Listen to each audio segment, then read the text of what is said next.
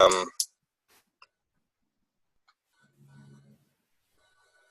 okay. Hi. Oh, Okay. Sorry. Okay. You're going to start. Okay. So yeah, you can go ahead. I was going to do the intro, but you can go ahead. okay. Hi, I'm Donna Lynn. I wrote a book called From Fear to Love, my private journey, and it's basically a collection of 45 years worth of journals and notes that I've taken from being visited by aliens all my life, from the time I was a little girl. And I called them scary dreams, bad dreams, monsters for the longest time. I was told I had night terrors and I'd outgrow them, which I never did. And it was not until my 20s or 30s that I came to the realization that these weren't just dreams, these were very real, and these were real beings, and the same ones that kept coming back time after time to interact with me and were trying to develop a relationship with me and teach me things. But my fear, my human fear, was so great because they were alien beings. So by writing it down and reading about other people's experiences, I finally came to the realization that they are here, they're real, and they do care about me, not just me, but about humanity as a whole, and they care about individuals as a whole. And what kind of beings are we talking about? What kind of what type of being are we dealing with? The primary one who seems to be my companion throughout this lifetime is a 7-foot tall praying mantis who calls himself Croat. And he's always accompanied by 3 of the classic gray little figures. And when did you know that this was definitely something, say, alien, extraterrestrial, or something? Was there a point where you suddenly realized this was not just your imagination, or because a lot of people go through, they hope that it's not abduction, they hope it's not this or that. Was there a point where you suddenly realized this is for real, this is actually happening? Yeah, it was 1987 when the book Communion came out by Whitley Strieber, and it had that alien face on the cover. And I was walking by a bookstore, and there were like several of them in the window, and it just grabbed my attention because it was that face. I mean, that's the face I'd been seeing since I was a little girl. And it struck me that other people see this face, and I bought the book and, devoured it. And it clicked with my head that this is real. It's really happening, and it's happening to people all over the world. Wow. And you and I had a discussion. We were at Eureka Springs. You did your very good lecture there, and we were talking about an incident we didn't manage to tape. We were coming back from the interview that you had done with me, and we started talking about flying the craft. And then I heard you talking about it during your lecture. So that was something that interests me. Can you sort of go into that thing where they're interacting with you and you're actually, doing the craft, or whatever happened there? Yes, there have been a few times where I know I've been in a control room, but it's been like a vague memory. But there's this one that's very specific. I remember being taken into a control room, and it was a round room. Their rooms seemed to always be round, and it was about the size of an average family living room of a regular house. And there were many, many different alien beings. There were 2 grays seated at a console right in the center, and they were focused looking straight ahead where it was a clear window, I guess you'd call it. And there were other beings. There were some scurrying on the floor, some maybe working alongside the wall. I think there were a couple even on the ceiling, all doing work, busy doing their jobs. But these 2 grays were the main pilots, I guess you'd say. And when they saw me, this was, later on in years after I'd learned to not be afraid of them, and I'd learned to interact with them a little bit. And one of them stood up and kind of turned and gestured toward the chair like, you go ahead and sit here. And I was a little bit scared, but I sat there at the console and looked, and it was hieroglyphs and different lights. And the other gray who was sitting next to me, I could tell it was a female. I don't know how, but I knew it was a female. Maybe the voice, because they communicate telepathically. Okay. Kind of lifted her hands up and looked over at me like, you drive. And of course I was really scared at that point, and I was looking out this window, and we were going probably 1,000 miles an hour through trees, literally through the trees. And she explained to me our molecular structure was vibrating at a different rate than that of the trees on Earth. So we could literally go through them, you know, without bumping into things. And as soon as she took her hands off, we started to slow down. And I was afraid if we slowed down enough, we'd bump into things. And just as I was thinking that, a building came into view in the distance with a corner that we were aiming right towards. And I was saying, do something, we're going to crash into that building. And she just kind of looked at me, and we did. We came right up to this building and just tapped it very, very lightly, like a balloon would tap against your hand. You know, no noise, no injury, no any problems. And she, a gray alien, actually began to laugh when that happened because of my reaction, because I was so scared of what would happen. And that was a big turning point for me, because it showed me that the gray aliens do have personality. They do have a sense of humor. And they were kind of teasing me, I think, in a way. Like, I probably could have flown this ship if I would have taken control, been a little more assertive, but I had the fear. And again, they're working with getting rid of fear. Did you ever, did you put your hands on the panel at any point or during any of your experiences? Not that I recall, no. Okay. And did you ever get the sense that the craft was alive? Some people describe the fact that the craft is alive. Yes. It's responsive. Well, I believe it responded to my thoughts. As soon as I thought it's going to slow down or it's going to crash, there was suddenly a building to crash into. And I've had other experiences where I've been standing outside of a craft and looking at it, and it just is like pulsating and humming and almost like an aquarium. Like, wow. They use plants to filter their air, I believe. They always have a lot of plants around. And so like an aquarium with plants in it and fish swimming around and the pulsating and the humming. So yeah, it does seem alive and even conscious, working with the beings that are in it. Wow, fascinating.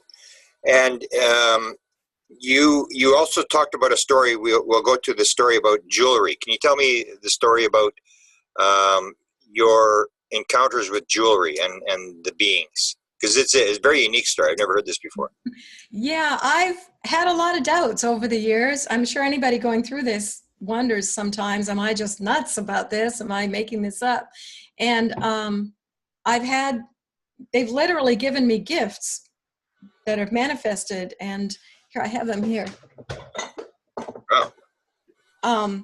The very first one I realized was in 1997. I was crossing the street with my dog, and the dogs have been very instrumental in finding these gifts. He stopped to cross the street. Oh, I can't find the one here. But there was a silver shiny thing in the middle of the street, and he wouldn't stop. He wouldn't get out of the street until I picked it up, and it was a little metal inscribed thing that said, "Inspire." And that was right about the time I was just beginning to wonder if I should write a book, if maybe I could help other people that were going through similar circumstances. So that kind of helped me, you know, inspire. Uh-huh.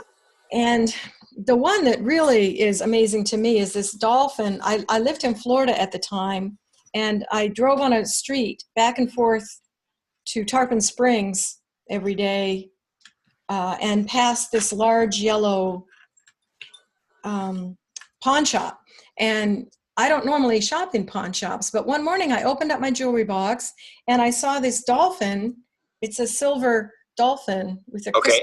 Yeah, can see it. Yeah. And I don't remember ever seeing that or buying it or having it given to me. And I asked my daughter and I asked my husband. Nobody remembered it. And I didn't think a whole lot of it. And then it wasn't on this chain.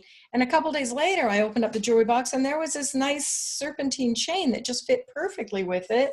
And as I slipped it on the chain, I had this very clear memory of walking into that pawn shop in Tarpon Springs, that big yellow building, and it was bright and spacious and well lit and very elegant kind of. And there was a small little lady behind this jewelry counter, and she insisted that I buy this. And she gave it to me for $15 or something. It was very, very cheap. And I remember thinking, well, that's really strange, but I guess that's what happened. I didn't think much of it. And then a few months later, I was coming home early from work and I was driving past that pawn shop and I thought, oh, I've got time to go in and take a look. in case there's some other nice jewelry in there. And I walked in the doorway, and that was not the place I remembered. That was nothing like the place I remembered. It was a typical pawn shop, just little and small and dark and crowded. And there was no jewelry counter, and there was no little short lady who was probably an alien, right? So I believe that was a message, what do they call it? A screen memory that they implanted to me, that I had gone into that shop and bought this dolphin crystal, because I don't believe that's what really happened, and that's really where it came from. So do you believe you're being led in terms of how this thing unfolds? Have you had a lot of these experiences, like where you're getting messages or direction? Yeah, it seems like they come to me when I'm going through a difficult time. If I'm having a health crisis, when I was going through a divorce. Actually, that dolphin was right about the time I was going through a divorce. So they're kind of like, keep the faith, keep on going, don't lose sight of the end goal. We are here, we're here to help. That's always the message that they give, is that they are here. They're here to help humanity, and they're here to help the earth. But they also point out that they're here for me individually, and they're here for everyone individually. They don't just see us as a bunch of ants. They know us, and they see us as individuals. And the one other incident that really struck me that I talked about was, a lot of people say aliens are demons, they're evil, they want to enslave us or whatever, and I've never felt that, but it still kind of concerned me. And so I remember asking Croat one night before I went to sleep. And then the next day, I was taking my dog for a walk, and he stopped at this park, and he stopped and lifted his leg on this tree, and he would not leave from this tree, just like he wouldn't leave out of the middle of the street that day. And so I looked up, and there, right at my eye level, hanging on this branch of the tree, was this rosary. Wow. And it was just a little, like a child's string, dirty string, plastic beads. And at first I thought, that can't be right. And I looked around, and there were no children, there were no people around. And as soon as I touched it, I knew that it was meant for me, and it was an answer that, yes, the Christian faith is okay and acceptable and goes along with what the aliens are teaching, because they're teaching basically the same thing that Jesus taught: love and forgiveness and acceptance. And I remember thinking at the time, well, they gave me this cheap little plastic thing. And the very next day, my dog walked me to the very same park, which he didn't do. He liked to go to different parks. And he stopped and went on the same tree. And I look up, and here is this necklace, which was much, much nicer. It's hematite and onyx beads, and it has a nice silver clasp. Wow. And so it's like they have a strange sense of humor. I don't know if they were goofing with me by giving me a cheap plastic one first and then giving me a nice quality one, if they were testing me, if I would recognize what it was for. I don't really know, but that just goes to show the strange, beyond coincidences that happen with them, and the answers. When I send out a question, I never know what form the answer is going to come in. So how often do you send questions? Do you try to communicate fairly often in terms of? Yeah, I do, because I ask a lot of questions and I don't get many answers. Sometimes the answer comes immediately. I hear Croat's voice in my ear, and he will say things like, that is not yet meant for you to know.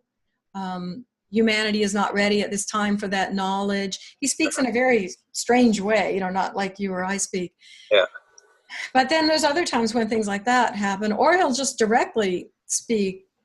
Like when I was getting ready for the UFO conference, I wasn't sure what to talk about. And so I did my usual routine of getting out a journal, putting it by my bed with a pen, and asking, please tell me what messages I need to know. And 3 months went by, and it was coming up on the conference, and I had nothing to say, nothing to speak about. And I was standing in my kitchen doing the dishes, and I kind of gave out the thought, why aren't they helping me with this? And I heard Croat's voice very distinctly in my right ear. And he said, because we do not yet know who will be in attendance. Wow. And, that's not something I would have thought. I was thinking, what am I going to wear? What's the plane trip going to be like? The aliens are apparently waiting to see who joined that group and to see what messages they needed to hear. And then a couple weeks later, I started getting I'd wake up with insights and thoughts and wrote it all down and had the talk ready in about a month. Wow. Does it always come in your right ear? Is it one ear or both ears? Like when you... Pretty much always my right ear. Yeah. Is that right? Eh? Do you get any dreams? Do they come to you in dreams at all? Yes. In fact, that's the main contact. That's why I still call them dreams, just because it's hard to distinguish them from this reality, but they're as real as this reality. Everything I can see and touch and feel and smell and taste just as much as I do in this reality. So it's kind of hard, to translate from one reality to the other. Do you feel honored to have been sort of chosen by them to do whatever you're doing? Do you have a mission? Like, first of all, do you have a mission, do you think? I think this might be it, because it took me until I'm old before I finally got the nerve. My book was just published a year ago, April, to actually talk about it, and to even amongst my family members or anyone, to come clean about it and really say what was going on. My family knew. I've been married twice, and both husbands and my sister and my dad and my daughter, they all knew I had the night terrors and I woke up screaming, and I'd always kind of joke like, oh yeah, the aliens came and visited me last night, trying to get a conversation going with them, but still none of them really want to talk about it. I think it's just a scary thing for most people to talk about or think about. Do your children have have you seen any indications that they might also be in touch with whatever's going on? Yes. In fact, I wondered if I should tell you this, because I have witnessed my daughter flying a ship.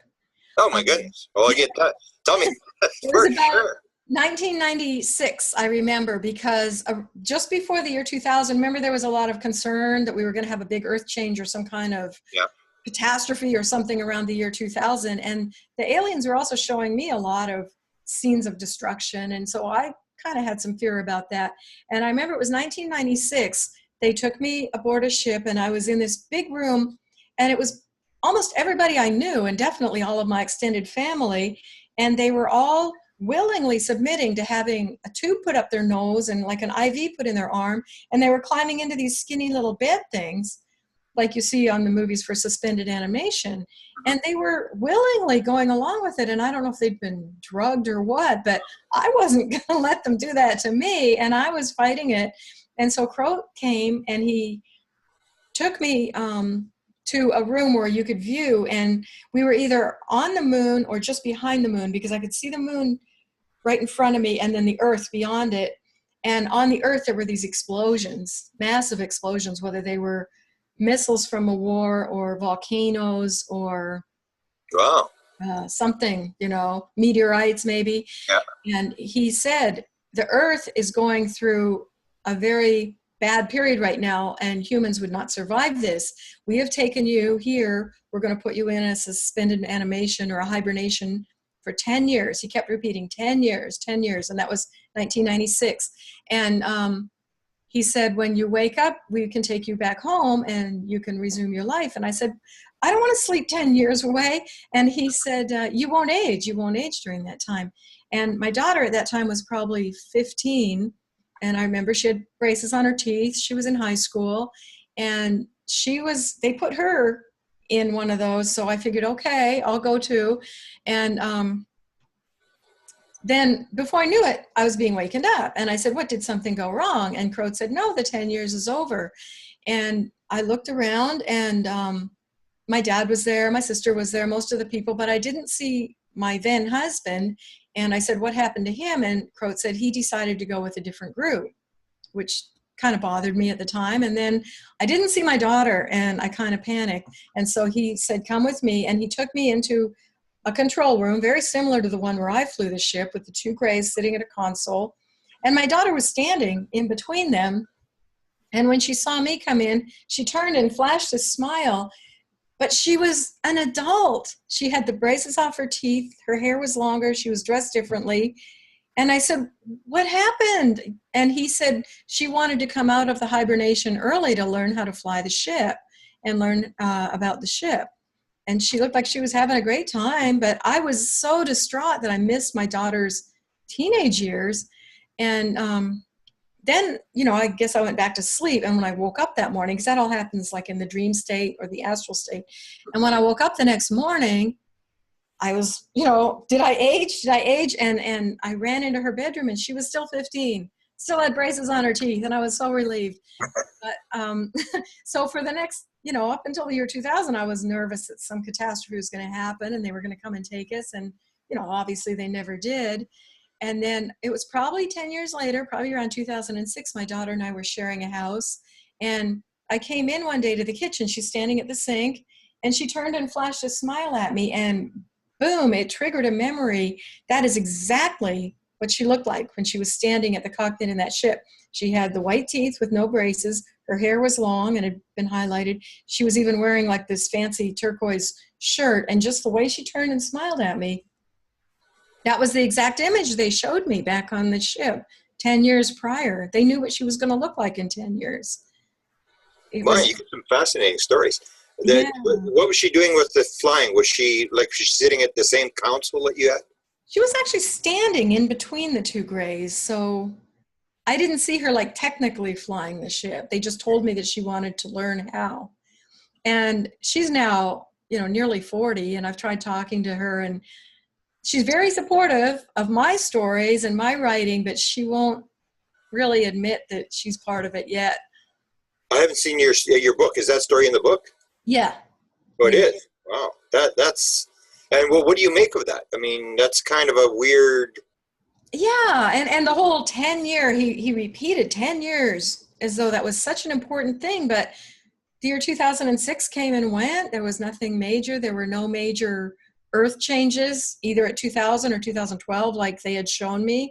So I don't know if humanity, we reached a level of consciousness where we escaped something bad that might have been going to happen.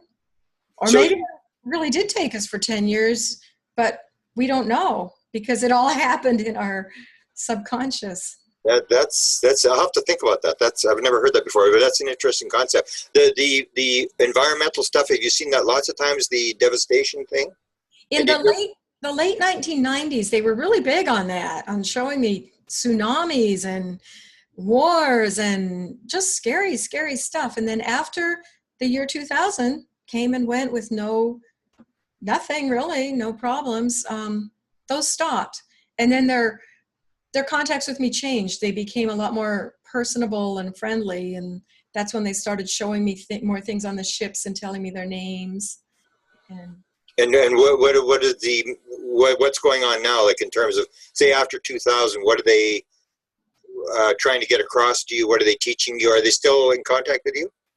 They are, but not nearly as much. I think writing the book was the main thing that they wanted me to do, to get that message out that this is what I went through. And if somebody like me went through it and survived and I didn't get hurt and I was able to transform the terror of being wakened up in the night with these beings in my bedroom to now I love them and I trust them fully and I know that they're here for good.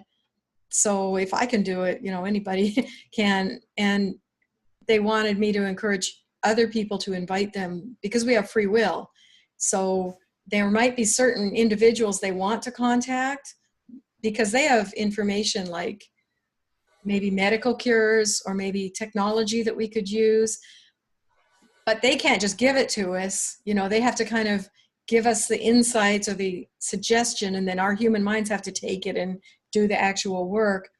And I think there might be some people that are ripe for that, but maybe they don't believe in aliens or they don't trust that they're good. And so I think that's part of my mission, is to get out the word that, yeah, they are good and you can trust them. And if you get these ideas, they're probably valid and they're probably things that are workable.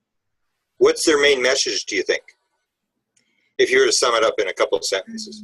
To me, just love. Love is the answer. Like when I've asked about health problems, I've asked about, the racial tensions, I've asked about all kinds of things, and they always come back with just love. If people could love unconditionally and not be judgmental and just love, that would pretty much resolve all the problems. That pretty much answers all the questions. The writing of the book, did you get inspired? Did you get help? I mean, how much of it was them writing? How much of it was you? 90% them. And I have like in italics, things that are verbatim from my journals, and in bold italics, verbatim quotes from them. And then I just kind of got together all the paperwork that I had collected over the years of writing in journals and writing down notes, and kind of put them all together and tied them together with a few paragraphs that I personally wrote, and it just kind of came together. Wow. And I called it From Fear to Love because first chapter, fear, where I wrote about all the terrifying things, and then different experiences and different things I've seen, and then end it with love. Their messages of love and hope and faith. So a lot of people, you've heard the stories. A lot of people say it's a very fearful experience. What do you say to those people? Say they're probably new, they probably haven't really gone through much. So have you run into those people, and what do you say to them? The most people I've run into are people who had alien experiences as a child, but told them to go away and never come back, and they did. But now, after hearing about me and others like me, they want to invite them back, but they're afraid there might be a retaliation or a revenge. But the aliens don't have that concept at all. They would be thrilled if anybody invited them back. But yeah, for someone who's still going through the fear, just remind yourself that they're just little beings. In fact, the reason they paralyze us is because we're so tough and strong and sturdy that we could easily, beat up a little gray alien. So that's why they paralyze us. So they're actually as afraid of us as physically as we are of them, mentally, probably, and emotionally. Wow. Have you got any events coming up? You did the 2 events so far. Have you got any other speaking engagements where you're going to be speaking? Not any yet, no. I'm gonna try to help you out for that, because I think yours is one of the more fascinating stories that I've heard.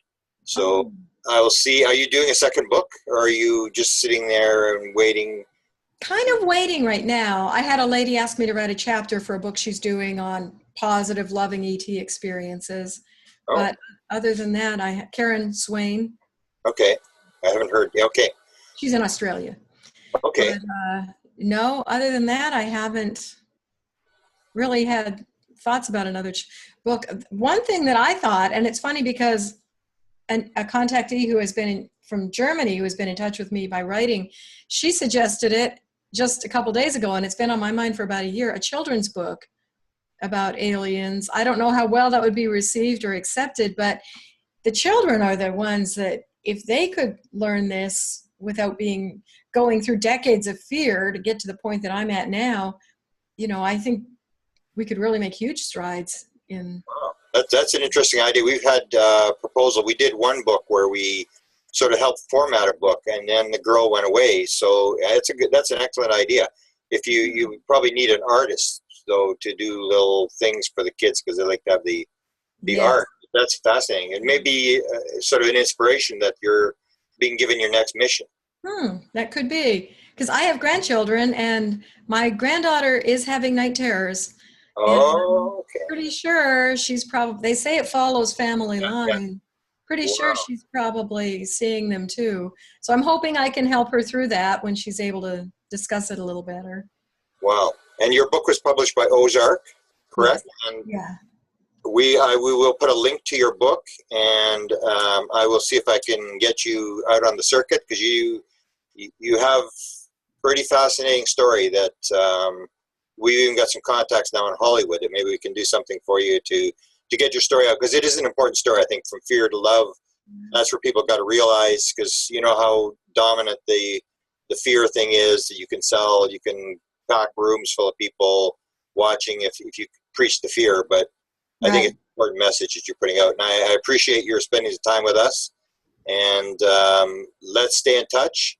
And we have a radio show maybe coming up, and I'll maybe bring you on for that as well. And I'll do whatever I can to promote your story, because it's a very important story, and thanks for sharing it. Oh, I appreciate that. Thank you. Okay.